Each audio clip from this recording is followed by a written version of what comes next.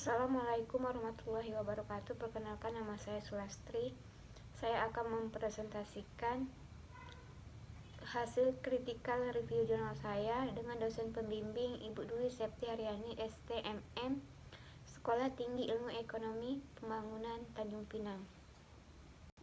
Baiklah, langsung saja ke judul jurnal saya, yaitu analisis faktor-faktor sumber resiko supply chains pada UMKM Sentra Kaos Suci Bandung, dengan nama peneliti Kartika Puspa Istiqomah dan Sri Widyanesti. Tahun terbit 2017, nama jurnal Proceeding of Management, volume dan halaman volume 4 nomor 2, yang direview oleh saya sendiri pada tanggal 11 Oktober 2022. Baiklah, selanjutnya langsung saja ke pembahasan utama, yaitu abstrak. Pada masa sekarang, dalam menghadapi era pasar bebas se-Asia Tenggara, para pengusaha wajib melakukan langkah penting supaya bisa melawan persaingan dengan negara ASEAN yang lainnya, terutama dalam sektor UMKM. Partisipasi ekonomi kreatif pada tahun 2012 di Kota Bandung mengenai produk domestik regional bruto pada Provinsi Jawa Barat mencapai hampir 8% ataupun kisaran 21 triliun rupiah. Perolehan dan partisipasi yang didapatkan oleh Kota Bandung tidak terlepas dari kapasitas yang dimiliki sebagian besar pelaku UMKM. Pada Kota Bandung yang diperoleh di 7 posisi sentra industri perkembangan usaha. Kuantitas kapasitas dengan angka paling tinggi diperoleh oleh Sentra Kaos Suci sebesar 87.072.000. Dari perolehan hasil preliminary study mengenai 12 pelaku UMKM Sentra Kaos Suci Bandung mencakup bermacam risiko rantai pasokan atau supply chain yang dihadapi.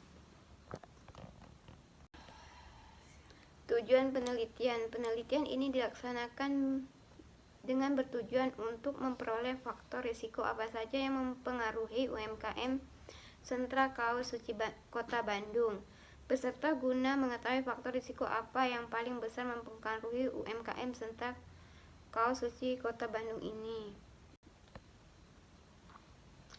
Untuk data penelitian, pengumpulan data yang digunakan pada penelitian ini dilakukan melalui kuesioner.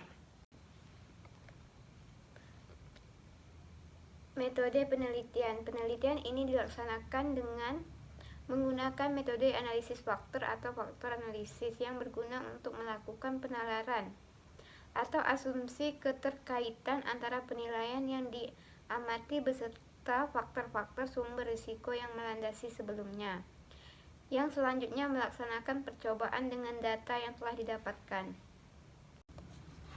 Hasil penelitian. Dari penelitian ini didapatkan hasil bahwa ditemukan 4 faktor yang merupakan risiko supply chains atau rantai pasok pada UMKM Sentra Kaos Suci Bandung, yang mencakup risiko permintaan, risiko pasokan, risiko produsen, dan risiko lingkungan.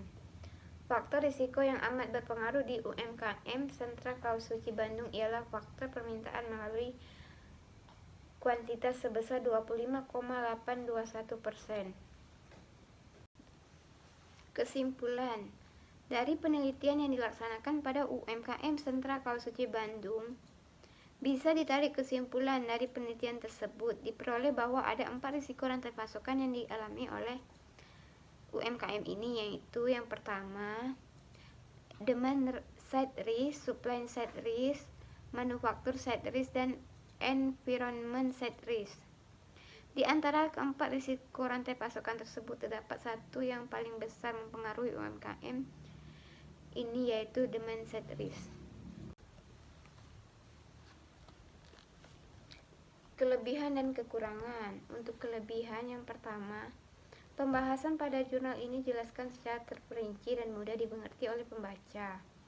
Yang kedua, perolehan hasil yang didapat pada penelitian ini bisa digunakan sebagai referensi pembaca tentang supply chain risk dan beberapa faktor yang mempengaruhinya dalam UMKM yang dijalankan. Untuk kekurangan, Yang pertama, terdapat beberapa kekurangan seperti tidak menjelaskan dengan detail tentang teknik analisa data yang digunakan serta tidak terdapat kerangka pemikiran dan rumusan masalah. Yang kedua, terdapat beberapa singkatan yang tidak dijelaskan sehingga pembaca mengalami kesulitan dalam memahami maksud penulis. Terms atau istilah yang terdapat pada jurnal yang pertama yaitu preliminary study atau studi pendahuluan adalah penelitian mengenai sebuah topik pembahasan yang akan menolong pada pemahaman yang lebih meliputi macam-macam terdapat sumber dan mengenai topik yang dijalankan.